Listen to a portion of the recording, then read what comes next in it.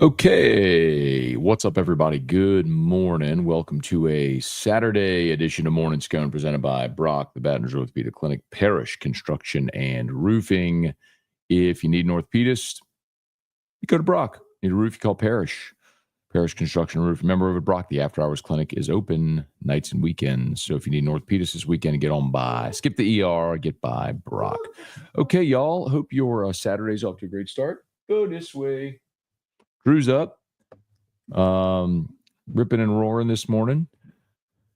A couple things there on the docket. Actually, a lot going on. We'll update the New Orleans Saints coaching saga, which continues. Just such a bizarre thing to watch this whole thing unfold, how it has. So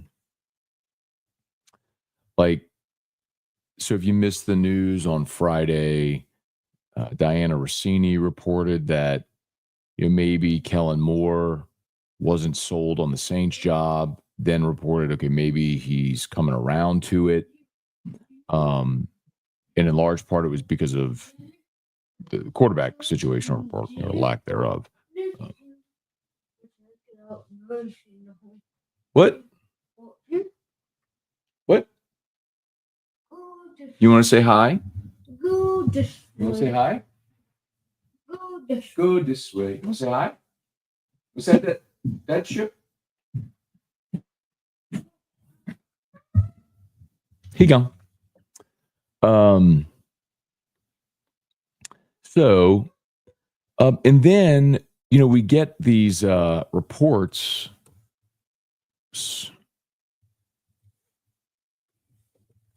Tom Pelissero reports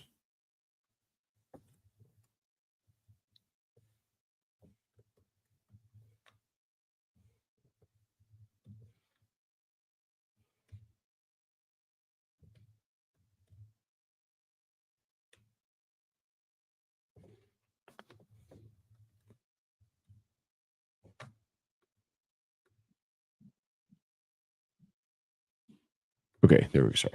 So then Tom Pelissero reports that the Saints have not told any candidates they're out of the running and that they plan to talk to Kellen Moore again after the Super Bowl. Now, go this way.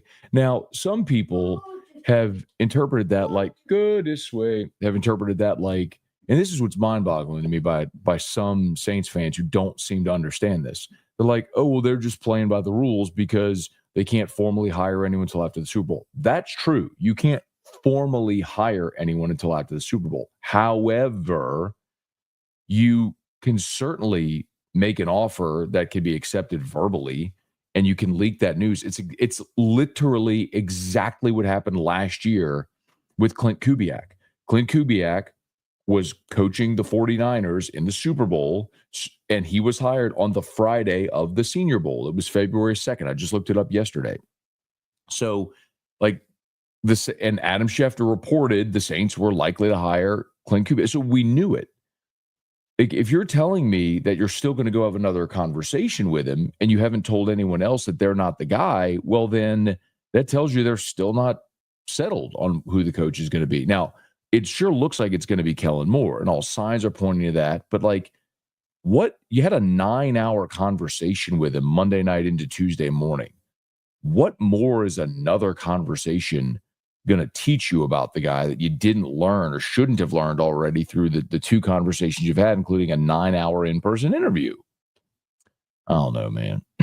This whole thing just feels like they've just kind of muddied up the whole thing. But anyway, and then if you saw the breaking news, Dejounte Murray looks like he tore his Achilles. Sham Sharani at ESPN reported that he tore his Achilles in the game last night against Boston. So the most amazing statistic is that Zion, Brandon Ingram, and Dejounte Murray played in a grand total together of 0 games. The 3 of them were never on the floor together at the same time this year. Go this way.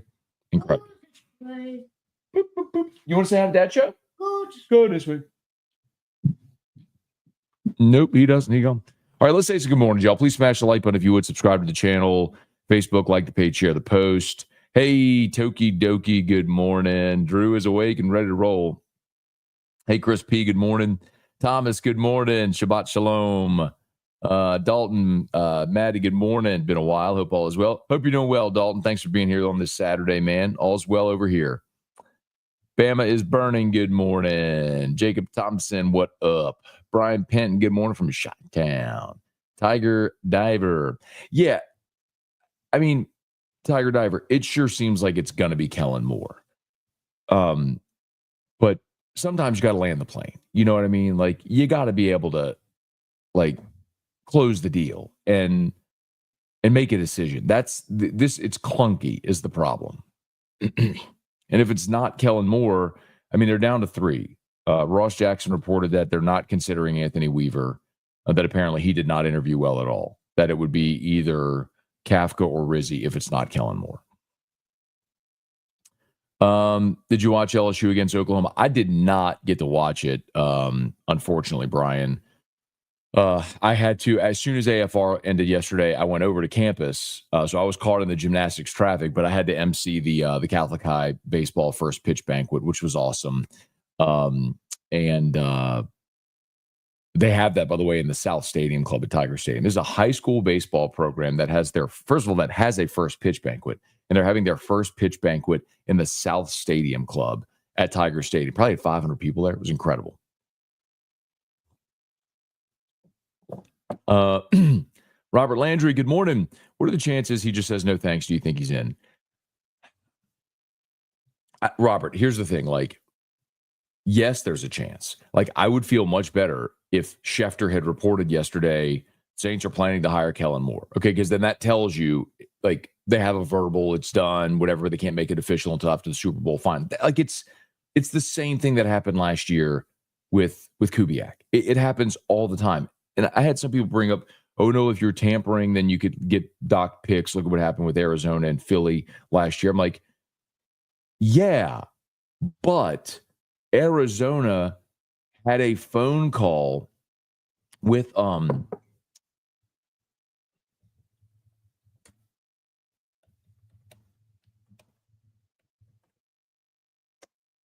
it was the Jonathan Gannon convo. And like, the teams released a joint statement. The GM for Arizona for the Cardinals apologized. The Eagles apologized to the Bidwells. They apologized for having the conversation before because while the Eagles were in the playoffs last year. This was so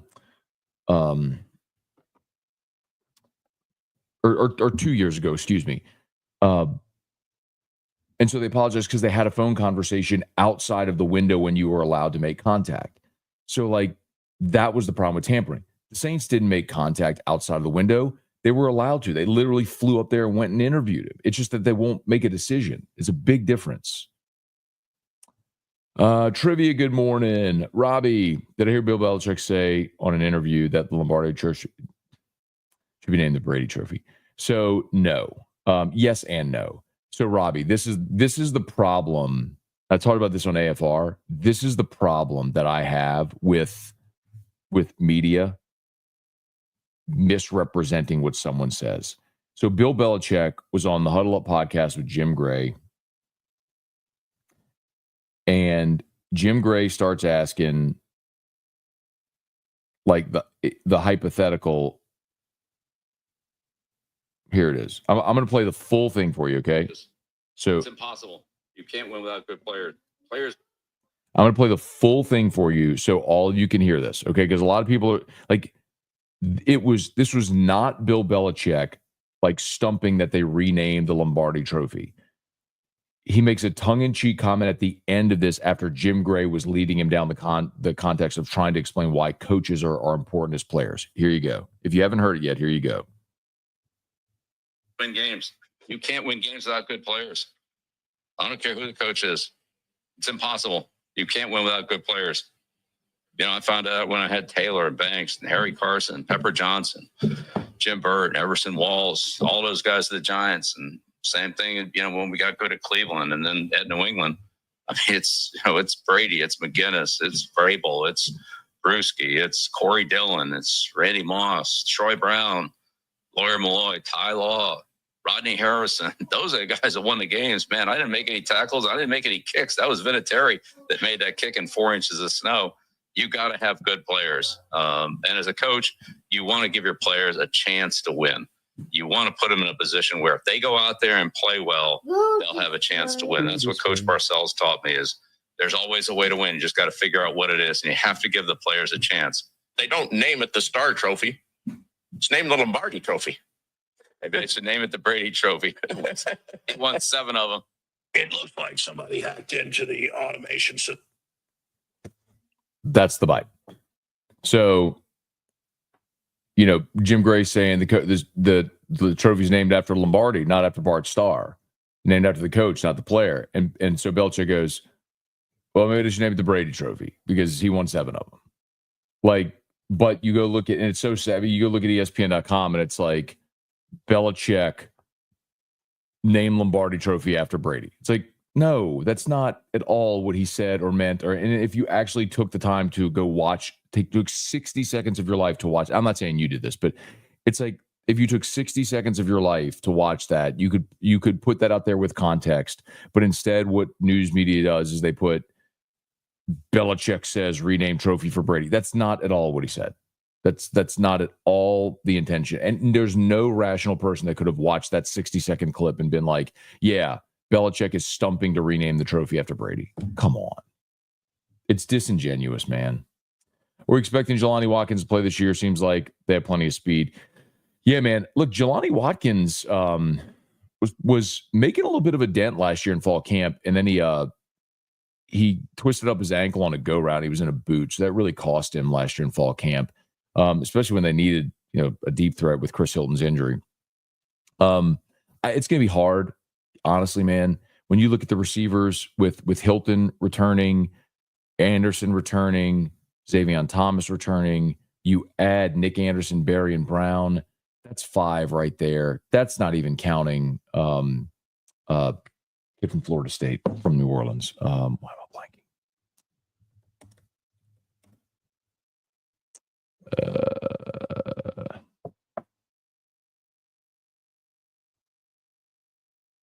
Why am I blanking?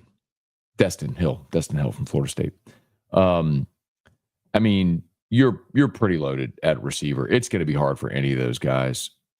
Kyle Parker passed up all those guys last year, and he's back. So it can be really hard, man, for any of those young guys to make a dent.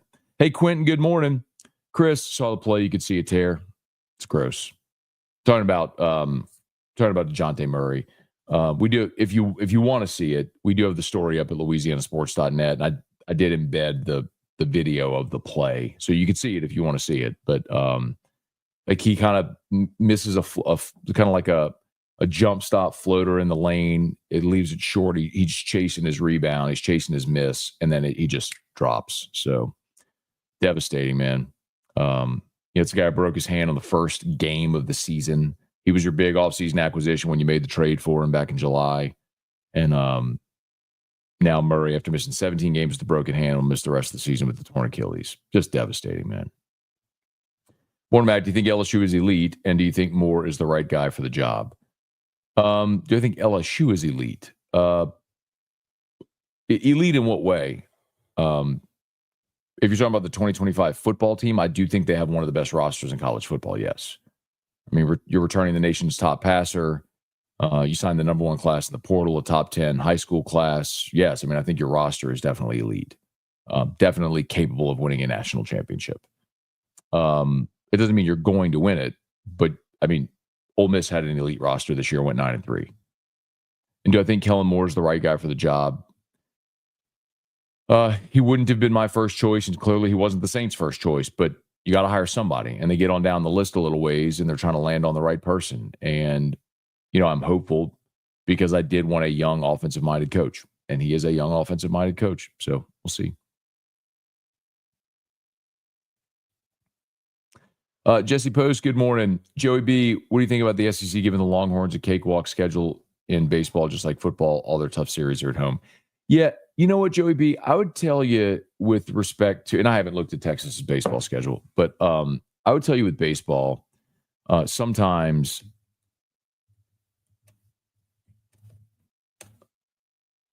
sometimes we go into a season thinking we know how something is going to or should look, and it just doesn't always play out that way, dude. Like last year, the Mississippi State series for LSU was supposed to be a breeze. They ended up being a good team. Like Texas opens at Mississippi State, bro. That's not an easy way to open. And then they play LSU at home. I mean, that's that at Mississippi State home against LSU to open up conference play is not easy. Then at Missouri, which is a relatively easy road series, home against Georgia. They're at Kentucky, which that place is a matchbox at their new ballpark. They get Auburn at home. They get A&M at home. They go to Arkansas, which is not easy. What are you talking? Like, there's no easy schedule in baseball, man. Home against Florida, at Oklahoma. I mean, I guess getting to, and I don't know what Oklahoma is going to be this year, but I mean, I guess you get to go at Oklahoma, at Missouri. But man, at State, at Kentucky, at Arkansas. Go this way. I don't know, man. I just don't think there's any such thing as a cakewalk in the SEC. Go this way.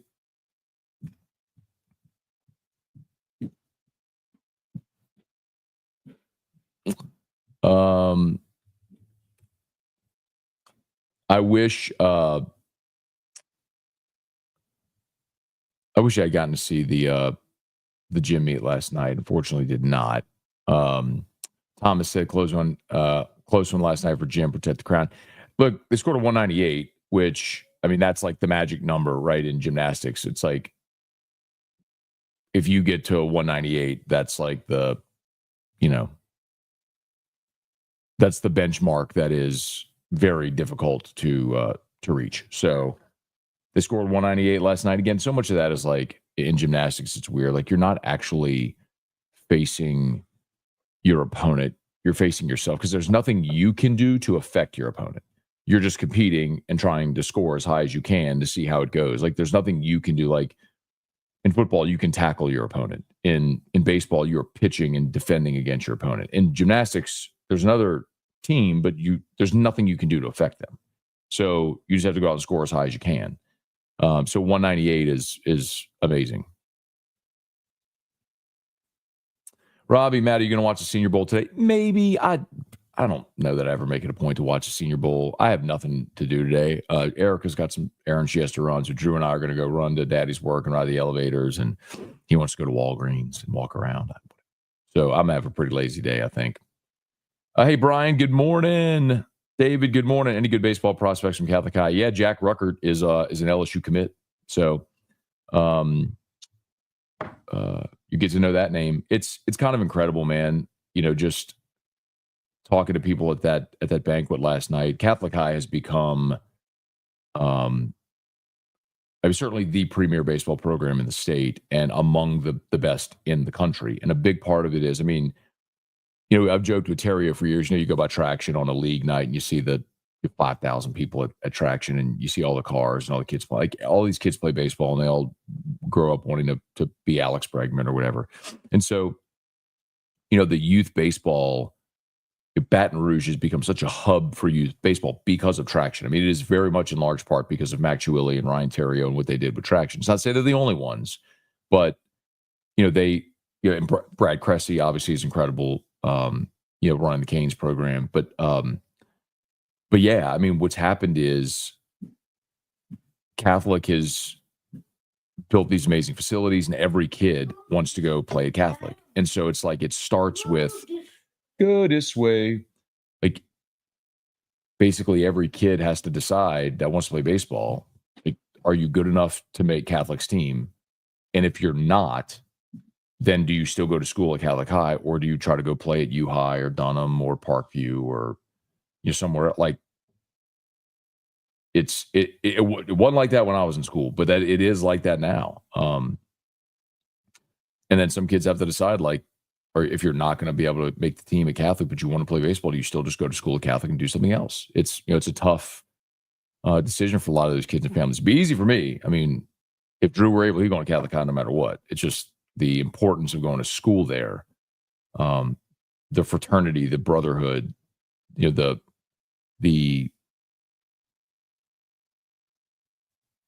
just there's rarely a meeting I walk into where I don't bump into somebody who's class of whatever, right? So, but anyway, all that to say, you asked about baseball in prospects. Yes, in literally every class. I mean, there was one young guy I met yesterday who was invited to be on the U14 national team and passed to go play this year I believe as an 8th grader on the freshman team at Catholic. He passed on the U14 national team to go play on Catholic's freshman team. I mean, that's what you're dealing with.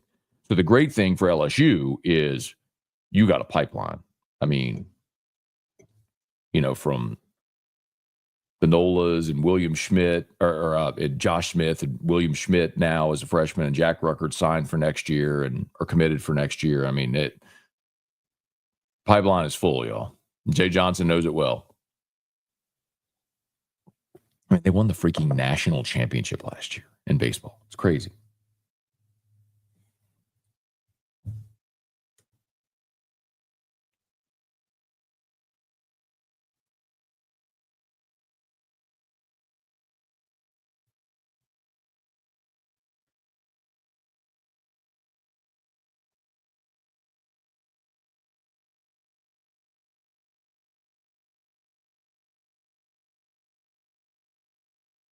Did you post it on social? ?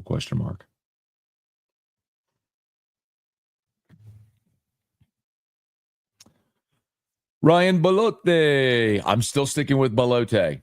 Morning Scone, been a while. Pray for me today. Cheerleading competition all morning. Bring your earplugs, bro. Brett DeGrow, good morning.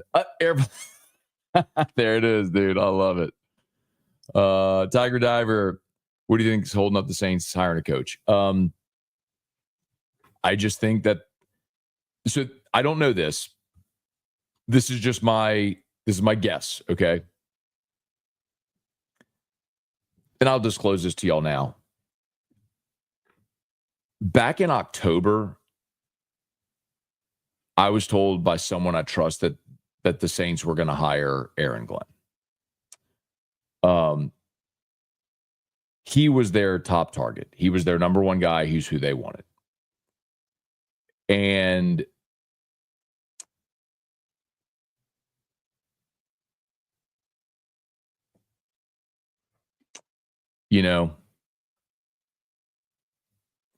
I think they had to pivot, and they haven't.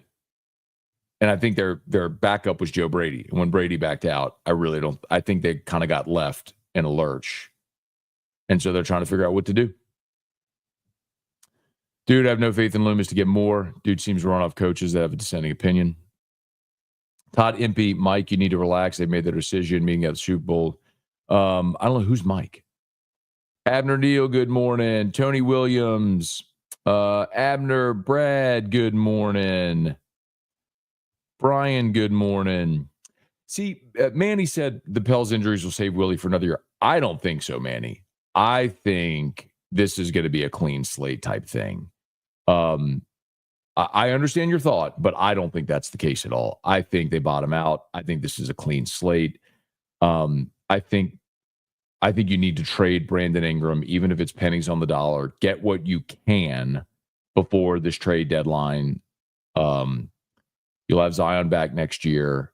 You'll have Murray coming off the injury, but you may luck up, win the lottery, and draft Cooper Flagg. So, I mean, the Pels it's odd because they've been snake bitten as a franchise, but they have twice before won the lottery in years where there was an obvious number one perceived generational transcendent player with AD and Zion. Now, neither of them worked out.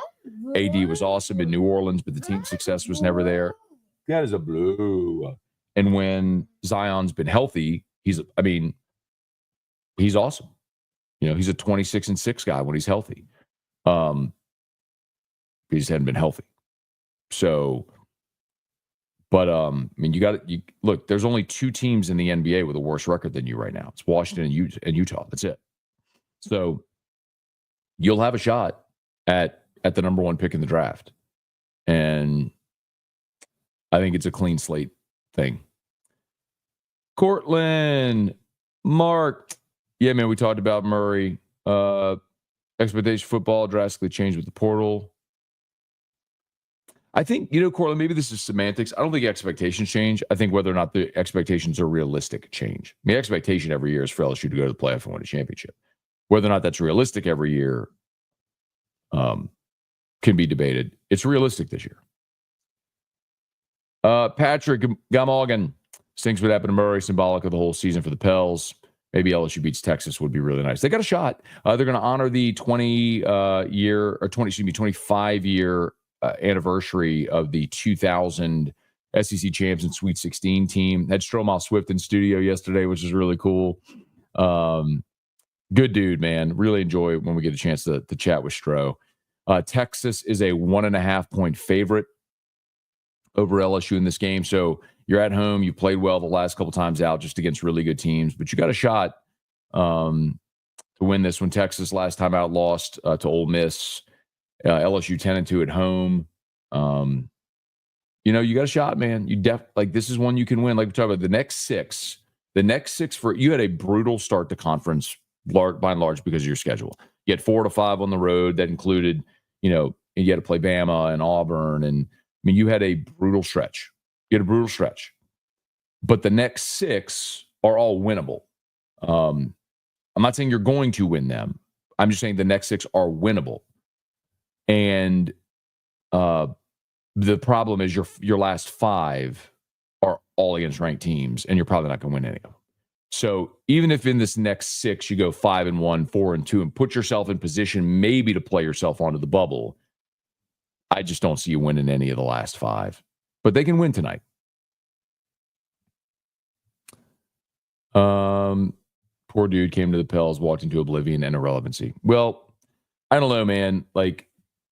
When they got Dejounte Murray, and you had the possibility of Murray, Zion, Ingram, Trey Murphy, Jose Alvarado, they drafted Yves Missi, who's actually been a very pleasant surprise this year. I know nobody's paying attention to this team, but the point is, if they were healthy, when they've been healthy, they've shown they have a pulse. They went toe-to-toe with Boston last night. They had a 4-game win streak. You can't win. You can't win in any sport without your best players, but you can't win in the NBA without your stars. It's just the NBA is a star-driven league. You cannot win without your stars, and they haven't had their stars all year. Keep Rizzy. The Saints guaranteed a top 5 pick. H-Town Creole said it for 2 weeks. That's my choice. Keep Rizzy for a year. Tank, get a top 5 pick. Hire your actual coach next year when your cap is better and you got a top 5 pick to get your quarterback. Good as sweet. Good as sweet. Hey, Patrick, let's see watching highlights of the 2000 basketball team. Yeah, the dunk Jabari made on Arizona was awesome. The fake behind the back in the lane was awesome, man. They were so much fun and seemingly came out of nowhere,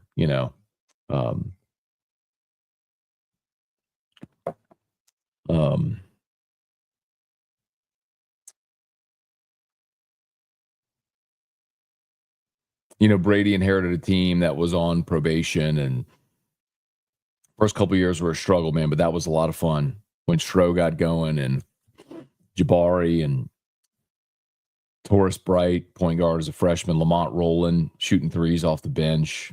Brian Bashara was really good that year.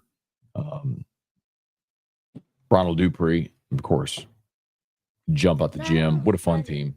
Go this way. Go this way. Hey, Kelly Gross, good morning. Damon, if cinnamon is the best, who makes it the best? Who makes it the best? Listen, y'all know I'm partial. Rouse's great sponsor, and their king cakes are amazing. I think the best king cake in the world is a Randazzo's plain cinnamon king cake. Just my preference. The soft dough, the whatever icing they use, I think Randazzo's is the best. Just my opinion. Kirby Cook, Club, what up, dude? Not a cakewalk for college. That's true. The guy was asking about Texas getting a cakewalk schedule. I don't think anybody's schedule in the SEC is a cakewalk. In football they got a break. The truth is, all of that is cyclical. Like, there's going to be years where your schedule is easier than others in the SEC. Like, that's going to change for them. Like, as it rotates, it's just, coming into the league, they got an easier schedule than Oklahoma did, but that will flip eventually. Please smash the like button if you would. Also bring back Will Wade. I went down so weird, man. I ended up falling down a TikTok rabbit hole last night. I kept getting targeted with Will Wade content. And he's crushing it at McNeese, man. He was just a couple of years too early, man. It's just so sad that the thing that is legal and drives the sport right now is the thing that got him fired at LSU. Ridiculous. What is T-Bob doing? What is T-Bob doing? You tell me. Oh, he's talking? He's probably watching T-Bob videos on YouTube. Jesse Brown, Loomis needs to go. Cortland, they lead off on vault with stick after sticks and a bunch of 9-9 set the tone. Always Lear subject, sports where judges' scores dictate the winner. Shout out to my wife, Kendall. It's her birthday today. Shout out, Kendall. Hope it's an awesome day. Hopefully, Club treats you like the queen you are. Got to see Club, Kendall, their beautiful family, their daughters over at Curbside a couple times when T-Bob and I did Scone and Tea. Beautiful family, man. Hope y'all have a great day, and happy birthday to Kendall. Luis Aleman, good morning. Duval, let's see. You have to laugh at the irony of the Saints and Pels both needing complete rebuilds under the same executive leadership.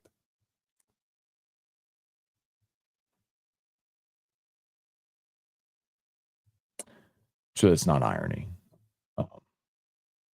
And I'm sorry, it's not you, it's me. I'll tell you a funny story. Maybe you might not think it's funny, but when Eric and I met on a blind date, it was like a triple date. There were 3 couples, and Eric and I were on a blind date.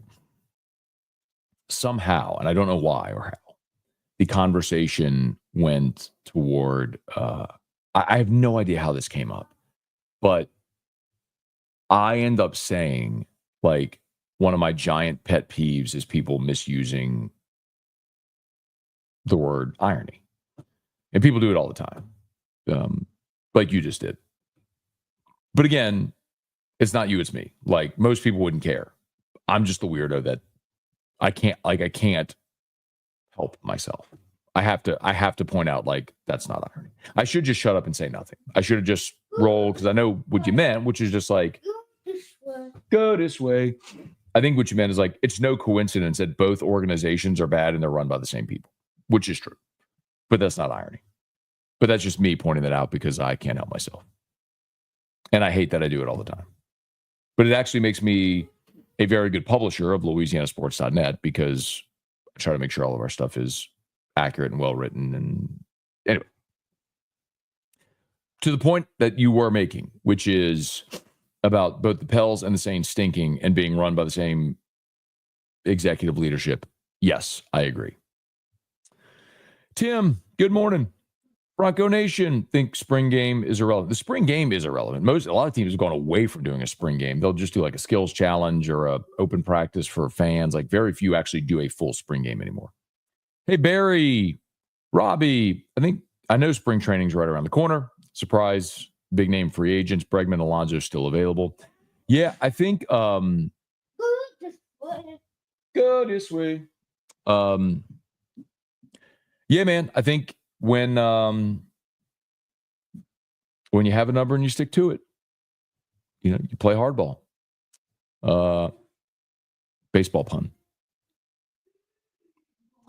Hey, Robert, who wants a Saints job? Apparently no one. Keep Brizzy if Kellen Moore backs out. Too bad Gail isn't seeing the issue with Loomis, like she finally opened her eyes to Allen.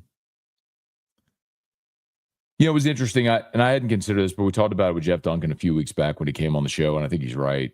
You know, I asked why basically Mickey Loomis was a made man, why they will never fire him. And he said in so many words, you know, whenever all the succession issue went down with Tom Benson being estranged from his family and everything, that you know, there were lines drawn, and it was Gail and Rita and all this stuff. And Gail has been loyal to the people that were loyal to her. And Mickey was one of those guys that sided with Gail over Rita. And I'm not saying that's the right thing, but she owns the franchise. She can do what she wants. And by and large, I think she is a really good owner. And you may smirk at that, but like, I mean this. Like, what I want from an owner is be willing to spend money, hire good people, and get out of the way. Don't meddle. Like, think Jerry Jones, like all the issues Jerry Jones has as an owner. Like, you never want to see the owner. You don't need to see the owner. So, like, I think Gail in that respect is great. She spends money, and she doesn't meddle. She hires people and lets them do their job. However, when you get to a point that the people aren't doing their job, you have to make a change. And I think you're at that point. I think you need new blood, new vision, overhaul. Jack said trade Zion. The problem is you're just not going to get another talent like Zion. Like, the whole is greater than the sum of the parts. And what you have to figure out with Zion, how old is Zion? 22? 23? Zion is 23. No, I'm sorry, he's 24. So Zion's 24. So you have a guy that's still 24. It's like entering his physical prime. He's a 26-6 guy when he's healthy. What you have to do is figure out a way to keep him healthy. And part of that is his physical buy-in, right? But if you saw the interview with him yesterday, he looks the best he's ever looked. So maybe he's at a point where he'll start taking things seriously and start taking his body more seriously. You know, if that's the case, great. You know, but like being suspended for missing meetings and stuff like that, man, like he needs to grow up and lock in and mature. And if he does that, he could be an awesome player. But I think that's where you got to be.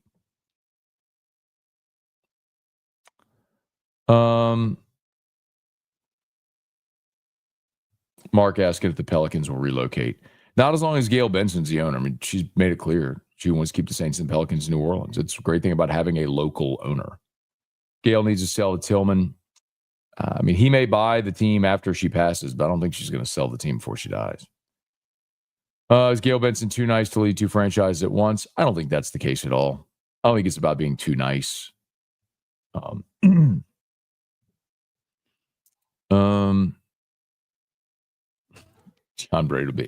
John Brady calls the games on radio, Mark. He's at every game.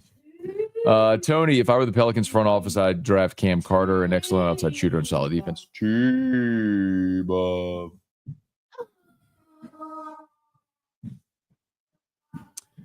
Guy Brooks, good morning. Oh, sorry, Thomas. All right, here you go. Thank you for the reminder. I probably would have forgotten, Thomas, to be very candid with you. So let's do it. Here we go. Parrish Construction and Roofing. At Parrish, we've got you covered. From the top of your roof, all the way down. Parrish Construction and Roofing. Parrish built. Parrish built. Parrish built. From your hometown, parrishbuilt.com. Parrish Construction and Roofing. Of course, if you need a roof, give us a shout. Parrishbuilt.com. A lot of rain the past couple of days. Got an issue with your roof? Think you might? Let us come do a free, no obligation roofing inspection. Parrish Construction and Roofing. Of course, need an orthopedist, go to Brock. Baton Rouge Orthopedic Clinic. Unique Physique, uniquephysique.com. Restored Motions, restoredmotions.com. Unique Physique, semaglutide, tirzepatide, the once-a-week injections for weight loss that you hear so many people talk about. If you want to learn more, you can do the whole consult over telemed. They can ship your medicine anywhere in the country, so you don't have to live in Baton Rouge. Lowest prices and never any contracts. Unique Physique, uniquephysique.com. Samuel, I think more turns down the Saints. It's Kafka. Let's see. Herb Jones, of course. Paying attention to the Pels. You can see the potential with all the injuries. It's chaos. Tank for Nuss. I mean, I think if it's Nuss, if it's Arch, if it's you're going to have a deep class next year. Drew Aller will be in that class. Miller Moss from USC who transferred will be in that class. Potentially Nico Iamaleava, potentially Lenore Sellers. I mean, next year should be a deep, talented quarterback draft class. Go this way. Hey, come see. Let me see your backpack. Come see. Turn around. Let me see. This way. This way. But the golf. Almost done. How many? Count to 1,000. And then we'll take off your backpack.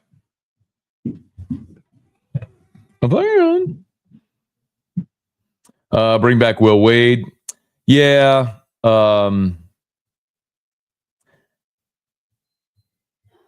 I think he's going to get a Power 5 job. Or they consider Power 5 in basketball. Okay. I want to take back the golf. Please. I know. Let's see. Plant, twist. Wait. Look who's back. I think There you go. All right, you're free. All right. Nope. Okay.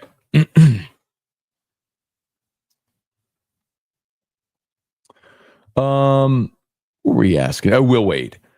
I think realistically, McNeese had always hoped to get 2 seasons out of Will Wade, but he's going to get hired by a major college program after this year. And I'll tell you,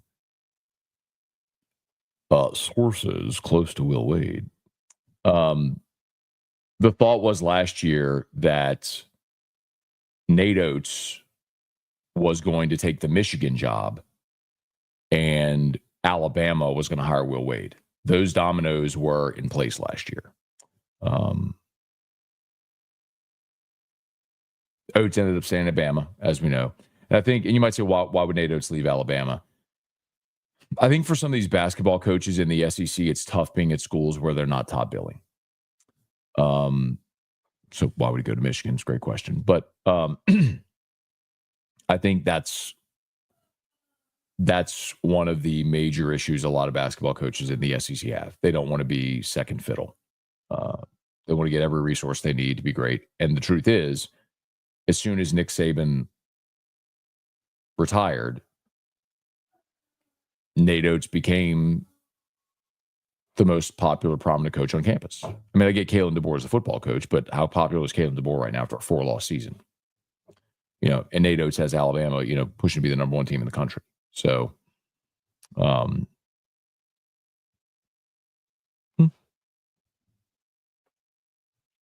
Hey, James, good morning.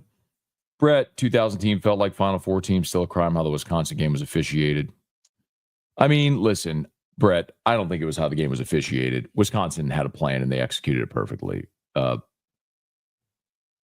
They slowed the game down. They played great defense. Like, they dictated the tempo of the game 25 years ago.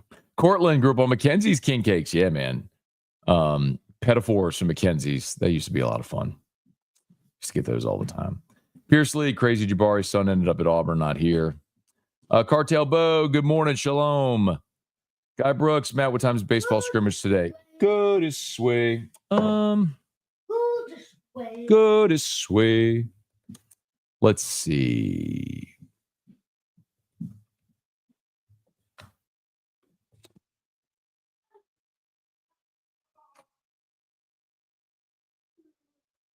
Saturday is 1 p.m. And then Sunday,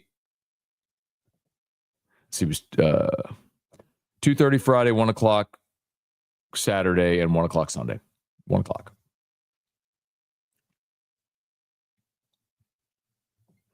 Let's see. All of Randazzo's online king cakes are sold out. No surprise, they're the best. Tiger Diver, any idea when they'll release the 26 football schedule? Do you think they go to pods for the teams? You know, it's interesting, man, because when are they going to release it? They usually release it like in May, don't they?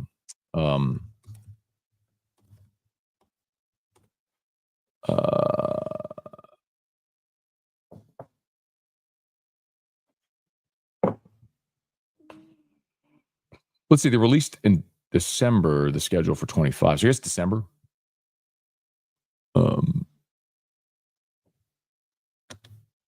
Next December is when they release 26, I guess.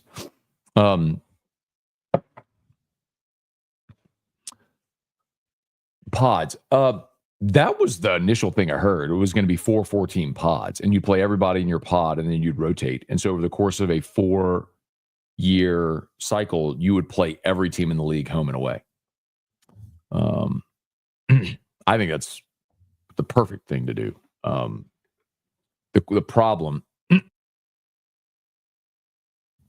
if you do that is you're going to lose some of those traditional rivalries, right? Every year. The Alabama-Auburn, Alabama-Tennessee, Auburn-Georgia, the ones that they work so hard to protect. You're going to lose some of those every year if you do that. In my opinion, I think Kellen Moore needs a year or two more as an OC. He's not ready. Chris, I don't know that there's anything to say that. I mean, remember, Kellen Moore went straight from playing right into coaching. And he's been with the Cowboys, Chargers, and Eagles. And he's 36. So, I mean, he started as a quarter. Like he finished with the Cowboys as a player in 17. In 18, he became their quarterback's coach. And then 1 year later in 19, he became the OC. So he was 4 years as an OC with Dallas, 1 year as an OC with the Chargers, and now 1 year as an OC with the Eagles. So he's been an OC for 6 seasons. I mean, by comparison, Sean McVay didn't become a coordinator until he was with Washington in 2014. He was a coordinator for 3 years, 14, 15, 16, became the head coach of the Rams in 17. So Sean McVay, who is only 3 years older than Kellen Moore, had half of the time as a coordinator before he became a head coach. So I don't know that I buy, like, Kellen Moore has been an OC for 6 years in the NFL. I don't think it's like, oh, you got to go have more experience.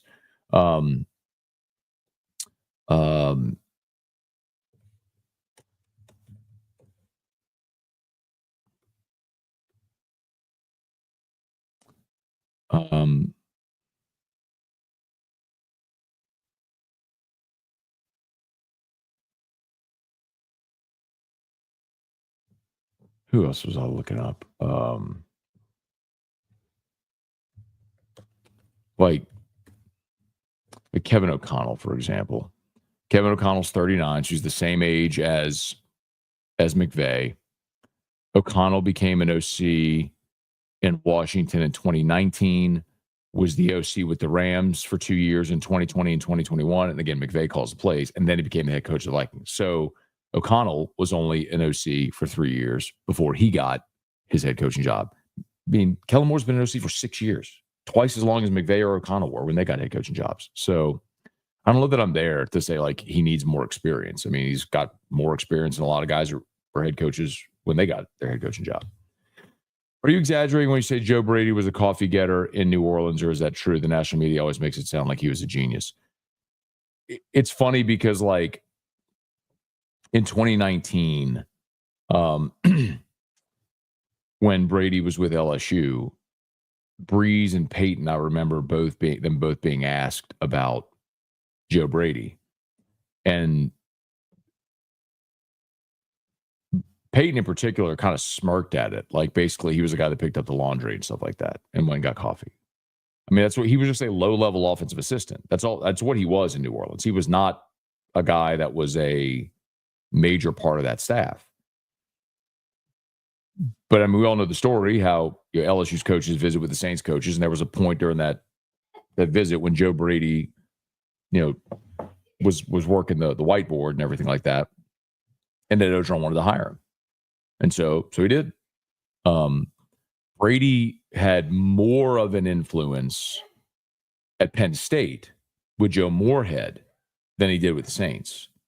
And a lot of what, as the story goes, a lot of what they did at Penn State were like some of the concepts with Taysom Hill and stuff that they did in New Orleans, as the legend sort of goes. But I would say Brady's time at Penn State was more impactful than what he did in New Orleans. It was just his time in New Orleans that got him the introduction at LSU. And then he just happened to be an offensive assistant on the greatest college team ever. Won the Burroughs Award and saw his star rise. And he's done really well in Buffalo. How about this? Go Maha, snowy Oregon. Okay, man. Thanks for watching. Bubba Smith, good morning. Brad David, can you give an example of the correct way to use irony? Sure. If let's say you get an injection of a life-saving drug, but in getting the injection, you get an infection that kills you. So in doing the thing to save your life led to an unintended consequence that killed you. That would be irony. A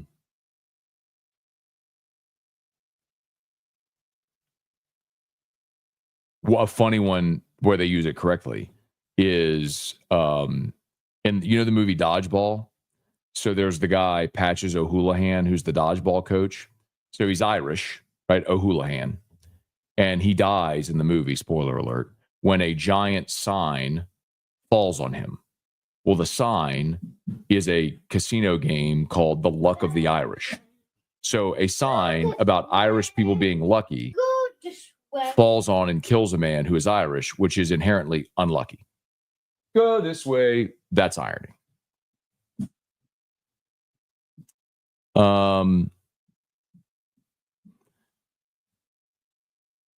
When I'm on air and I say, Musso, you're so combative all the time. Like, you don't have to be so combative on everything all the time. And then he comes back with, I'm not combative. That's irony. And trying to explain that he's not combative, he is being combative. That's irony. Go Maha, is the Clemson game the most important game in Brian Kelly's career? No. He's played in 2 college football playoffs and a BCS championship game. Those are way more important.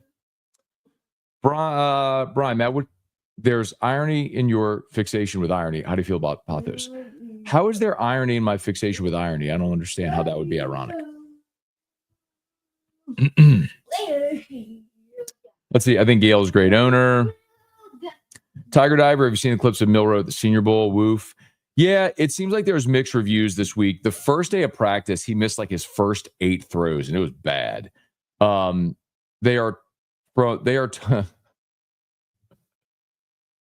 Nice. IYK. Apparently, like, there are these reports about how the ball zipped out of his hand and how, well, we know that. Like, he's an arm talent. He's great. He's a great athlete. But I think you have to be able to throw accurately to be a quarterback in the NFL, and he can't. And that's why I don't think he will be. Playing with Jinglegate, like playing with my emotions, Scone, in my big worm voice. If you're an OC, you have a choice between Hurts or Carr. Who you got? Hurts. Jalen Hurts has been to 2 Super Bowls. He's also younger, and he adds a dynamic running ability. And he has shown, which I was skeptical about with him coming out of college, that he can be an NFL passing quarterback. We knew he was a great athlete. I thought he'd be a good running back in the NFL, but he has become an accurate, on-time passer. He's great.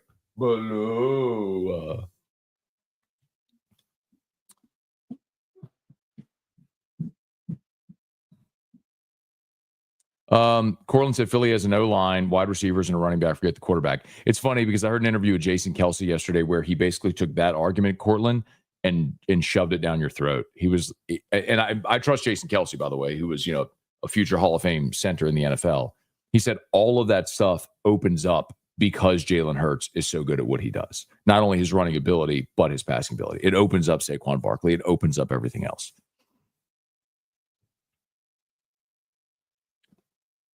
Did the Saints consider drafting a quarterback in 06 with the number 2 pick? No. I don't know what quarterback was at the top of that draft. I think. I mean, it was Mario Williams and Reggie Bush, and everybody thought Bush was going to Houston. Vince Young. Oh, Vince Young went third. That's right. DeBrickashaw, Ferguson, AJ Hawk, Vernon Davis, Michael Huff, Dante Hittner, Ernie Smith, then Matt Leinart, Jay Cutler, Haloti Nada. Oh, yeah, of course they weren't drafting a quarterback. They signed Drew Brees. No, they weren't drafting a quarterback. Educator, do you think Kellen Moore would be a good hire? You seem down on it. I'm not down on it. I just, and he may be awesome. There's just a degree of unknown, and that's going to be the case with any first-time coach. But I will say I wanted a young, offensive-minded assistant. He is that. He checks those boxes. I love that he's had a variety of experiences in Dallas, in LA with the Chargers, and now with the Eagles. He's going to get to coach in a Super Bowl. So he's got plenty of experience, plenty of good experience now with different organizations, both in the AFC and in the NFC, having been now on a team that's gone to the Super Bowl. Stylistically different quarterbacks with Dak, Herbert, and now Hurts. Yeah. I think you could check that. I was looking at my little thing of K-Cups. I may have enough for this week. Okay, that's fine. Tony, NIL and transfer portal should have always been around. If so, Will Wade would be here. That's true. He was 2 years too late. If the Saints can get Campbell at 9, move him to left tackle, kick Penning to left guard, Fuaga at right tackle, you could have a pretty good line for the future. Sure seems like Will Campbell's not going to be around at 9 with a lot of the mock drafts we see now. He could be. You know what's interesting, and I don't know how this is going to go, but this would be fascinating, the combine. There's scuttle around the NFL that Will Campbell is going to play guard because his arms aren't long enough to play tackle. As silly as that sounds, that is a thing whereby, like, if he played left tackle, or if he goes in the first round, he'd be the first guy in 20 years or something like that to be a first round tackle with that arm length. So I'm telling you, just prepare yourself for it, because around the combine, that is something you're going to hear. There's concern about Will Campbell because of his arm length. I'm just telling you, that's a thing that scouts are talking about now. All right, please smash the like button if you would. Subscribe to the channel, Facebook, like the page, share the post. Appreciate y'all for being here with us. Let's see. I'm scrolling, see if I can get some of these that I missed. Hey, Erica. Okay. Hey, you want to come say hi? No. Say hi to Dad show. Gotta say hi to Dad show. What are you gonna say? Hi, Dad. Oh, that's so good. What day is today? Saturday. And what are we gonna do on Saturday? Go Daddy's work. Go to Daddy's work, and then what? Nothing. Ride the elevator. He used to. Ooh, they're asking about Will Wade.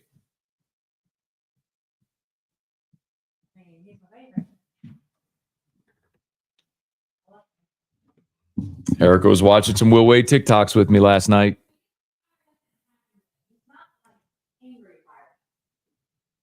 I don't like when you do that ranting, but he does it not scary. Happy fired up. Will Wade gets happy fired up.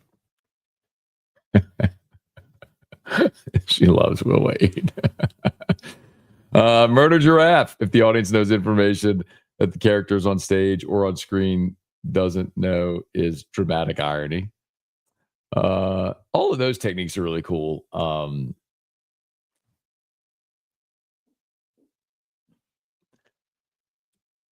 Let's see.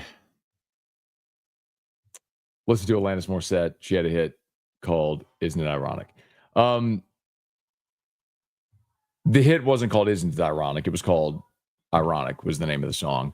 And actually, nothing in that song was ironic, which that may be an example of irony, of how nothing in that song was actually ironic.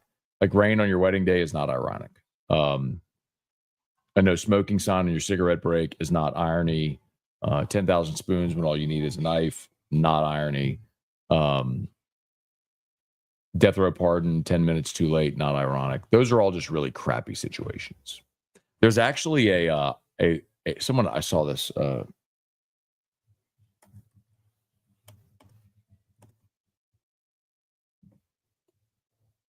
Hang on.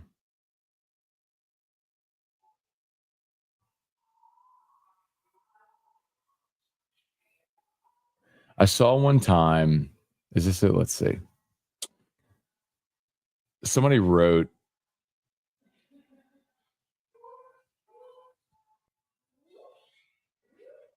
Someone wrote a piece about if things were actually What is it? like if you took Alanis's examples of irony. What's Bula?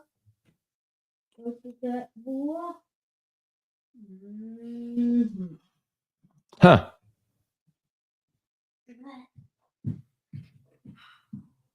Someone gave like if those were all what it would be if they were all actually ironic.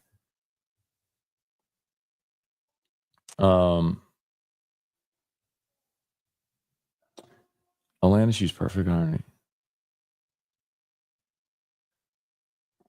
So now apparently Alanis has said over the years that the irony that she was being ironic in that nothing in the song was actually ironic.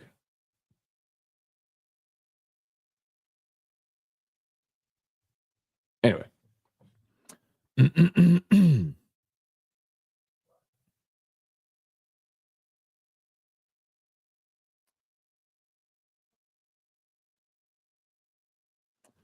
Hey, Devin, good morning. When my aunt had leukemia, that's sad. I'm sorry. Went into remission after chemo, got another form of leukemia from the chemo. Yes, that would be both ironic and tragic.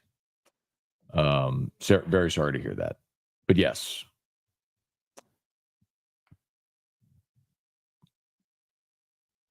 Mark, will you attend Super Bowl parties in NOLA this week? Might be at a couple. We'll be doing shows in New Orleans all week. So from Radio Row, really excited about that. OTB, Hunt, and AFR, all from Radio Row in New Orleans all week. So very excited about that.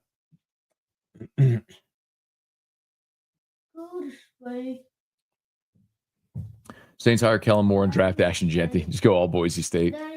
Go this way. And for the record, I would not be okay with the New Orleans Saints drafting Ashton Jeanty. Go this way. I think Ashton Jeanty, go this way, is a very good player. But if I'm ranking Saints needs, running back would be 20th out of the 22 starting positions. Go this way. Hey, Dad, good morning.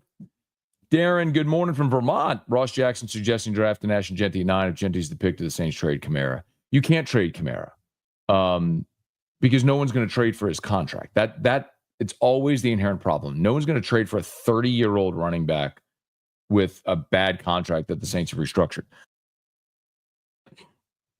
So I don't see that. And Ross, by the way, does have a I'll tell you on. Ross has a new mock draft coming. So Ross has done, I think, a pretty cool thing. He's put out what mock drafts for potential head coaches. Like if Mike Kafka's the coach, how would the mock draft look? If Kellen Moore is the coach, how would the mock draft look? So on. And I will tell you, in the mock draft that he has coming tomorrow, he does not have Ashton Jeanty as the 9th pick for the New Orleans Saints. I'm looking at it right now.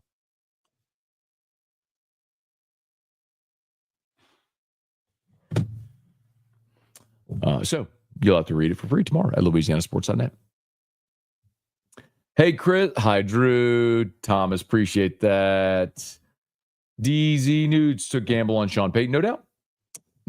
So one of the things that I have said is, and we can go back to one of my post-game rants this year, because this has been something I've said consistently to that point. I think the worst situation in NFL history was the New Orleans Saints when Sean Payton got here. not just because the team was bad, which they were, but obviously this was post-Katrina. So you didn't know if the team was relocating. You didn't know what you were going back to in the city. Because of the context around Katrina, and the team was awful, 3-13 and all this stuff. That was the worst situation ever. But you hit on the right coach and you got the quarterback, and we know what happened. So yes, absolutely, you can overcome this. That's 100% doable. And maybe Kellen Moore, or whoever the coach will be, will be the next Sean Payton. We'll see. Sean Payton wanted the Packers job, and the Packers ended up hiring Mike McCarthy. I mean, it's well known. He's written about that, talked about that plenty. So, he was upset when the Packers picked McCarthy instead of him. So, go this way. David Mobley, Will Campbell overrated by LSU fans. Boy, that's not a smart comment at all, David. Go this way. It's a guy that's a 3-year starter at left tackle and gave away 2 sacks after his freshman year. I mean, that's just not a smart. I mean, he's in everybody's mock draft as a top 10 pick, David. What are you talking about? Name your top 3 favorite bands, musicians, big music lover, especially the 80s. So, Robbie, I hate the 80s. It's actually my least favorite decade of music ever. But I would start with probably Pearl Jam and Led Zeppelin would be top 2. And you'd have to give me some time to think about who I would include in that mix as well. Because what I want to, maybe I think of it in terms of what if I could only listen to 3 bands for the rest of my life, I'd probably want to change it up to get, some different, a different genre in there. But Led Zeppelin, Pearl Jam would definitely be in my top 3. I'd have to think about who else I'd want in there.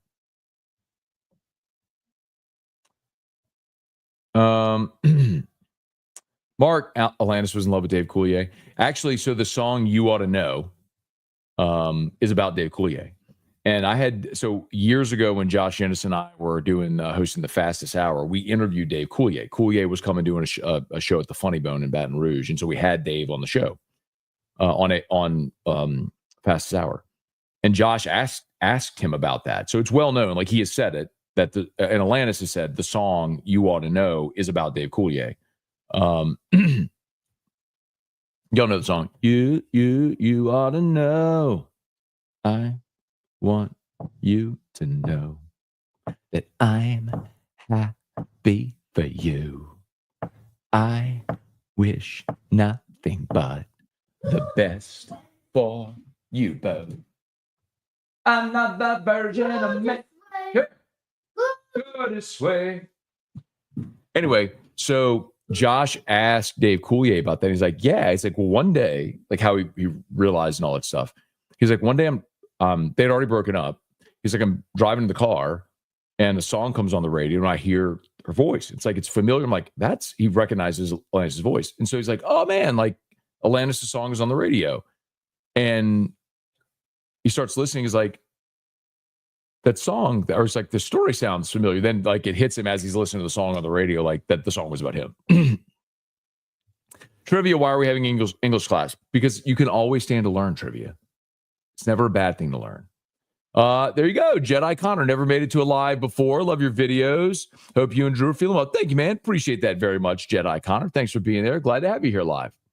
Brett, she's also asking, isn't it ironic? Maybe she doesn't know what it means. She said, watch mornings go. Does Drew have a preferred restaurant to eat? Would love to hear select choices. No, so Toki Doki, Drew is tube fed. So that's the backpack he wears every morning. That's his feeding tube. So he's got a button, peg in his stomach, and so we connect him with an extension in the backpack, and so that's how he eats.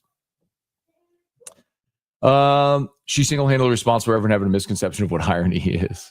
Carly Cat Murray is not present. Geez, will Willie Green make it to the All-Star break? I don't know that there's any intention of firing him before the All-Star break, but I do think they move on after the year.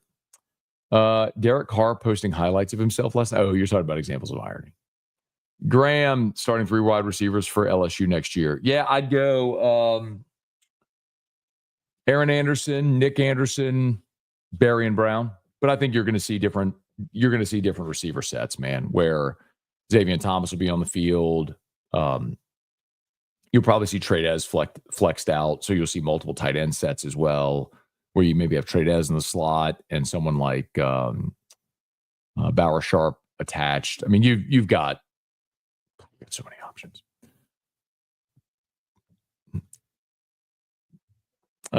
Milton, good morning. I think we're done. Appreciate everybody for being here this morning, man. Please smash the like button if you would. Subscribe to the channel, Facebook, like the page, share the post. All of our sponsors, as always, linked in the description on YouTube, tagged on Facebook. Ryan Brock, if you attended any LSU baseball scrimmages, I have not. I never get to go in the fall because it's football season.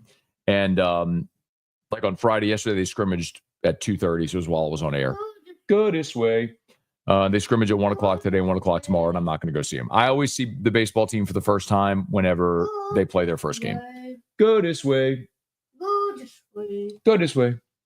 So I won't be able to give you a first-hand opinion until I see them. So until then, I talk to people that I trust to give me their impressions. Which reminds me, I need to make a phone call today.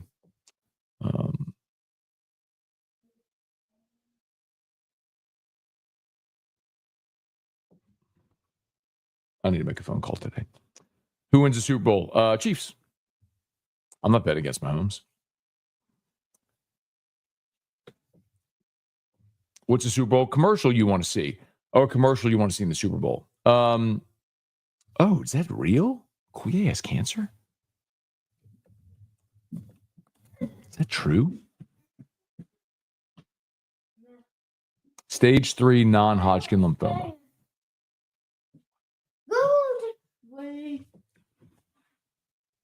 Go this way. A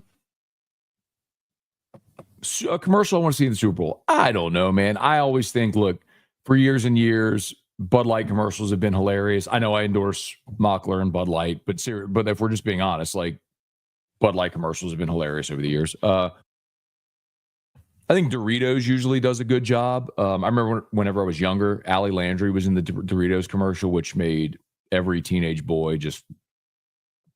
You remember that one where she was like in a ballroom and they kept like, like she'd throw the Dorito off the wall and she'd catch it. And anyway, go this way. Okay, you know what? Thank you, Carl the Cat. Please ask your dad about Dan Bornay. My dad was watching a minute ago. Dad, I don't know if you are still watching, but if you are, can you please? A lot of people have been asking about.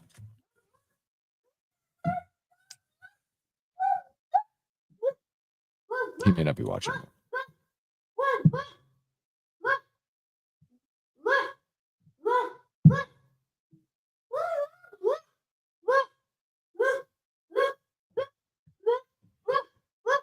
Okay, I just texted him. He might still be watching, but I'll see if he can give me an answer. What are you doing? Are you pulling the curtain like a blanket? No. Can y'all see him? No. Look at me. No. Look at me. Do not. Who says that? Who says that? Who says that to Drew? Huh? Hey, who says that to Drew?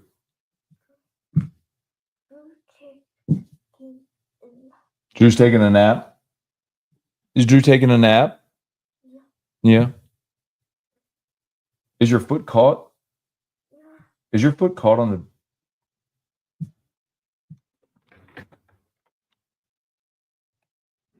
There you go.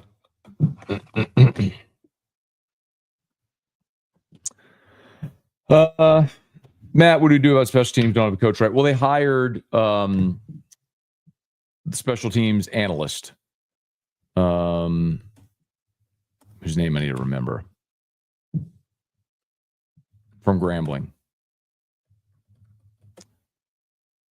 Aman Anand, or Amon, Aman, Amon Anand. I need to learn how to pronounce his name, but he's going to manage special teams. He'll fill the role Bob Diaco did. All right, let's get out of here, y'all.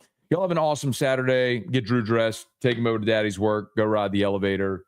My dad has not yet replied to me about Deacon Dan. Hopefully, I'll talk to him today. Get y'all an answer tomorrow. What do you see? What do you see? Huh? What do you see? What are you looking at? Who you see? Who is that? Who is that? Ryan. What does Ryan say? Yo, bro. You, bruh. You, bruh.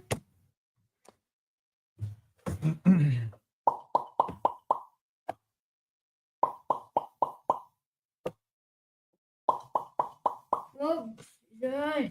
Who?